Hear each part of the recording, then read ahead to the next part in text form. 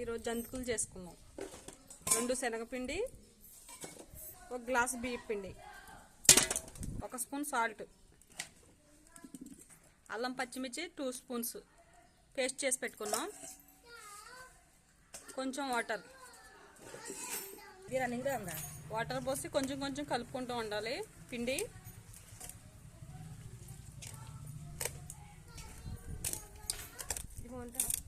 ముందుగా మూకుడు పెట్టి ఆయిల్ పెట్టుకుందాం. ఆయిల్ వేడెక్కుతుంది, మురుకులు చేసుకుందాం. గొట్టంలో పిండి పెట్టుకోవాలి. ఆయిల్ కూడా వేడెక్కుతుంది. ఇప్పుడు మనం చేసుకుందాం. ఇలా మనం సన్న జంతికలు చేసుకుందాం. విడిపోతాయి కదా, విడిపోతాయి. ఏం చేస్తాం చూసి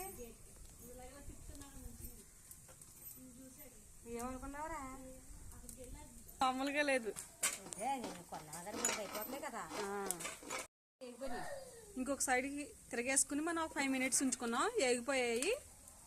ఇప్పుడు మనం ఇంకా తీసేసుకుందాం.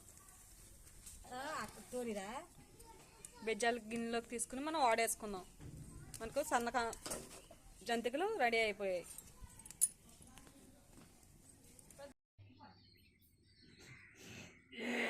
ఇప్పుడు మనం డబ్బాలో పోసుకుందాం.